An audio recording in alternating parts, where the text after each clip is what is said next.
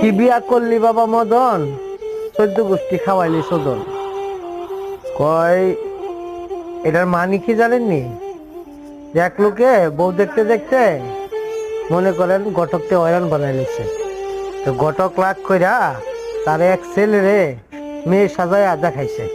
দেখানোর পরে তার তো পছন্দ হয়েছে, হওয়ার পরে এটা বিয়া করছে। বিয়া করার পরে যখন বাসর রাত করতে গেছে না, তখন তাও ছেলে সেও ছেলে, এক ছেলেরে দিছে কাম করিয়া।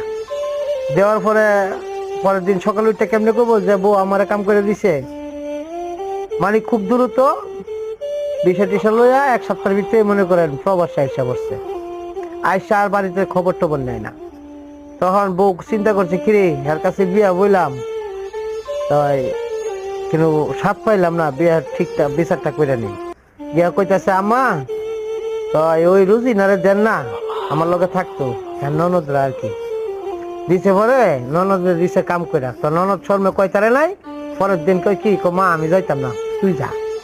তো গিয়া কইছে আম্মা ও ইয়া রুজিনা যেতে যাইতো না, তো আমনি আয়েন। তো হের মা গেছে, পরে দিছে হের মারে ফোন দেয়া। দেওয়ার পরে কইতাছে সকালবেলা উঠটা পুতরে ফোন দিয়া, কি বিয়া কইরা থুয়ে গেলি বাবা মদন, খাওয়াইলি 14 গোষ্ঠী সদন। কইস না গো মা দুঃখের কথা, আইজ জানে আমার হুগার ব্যথা।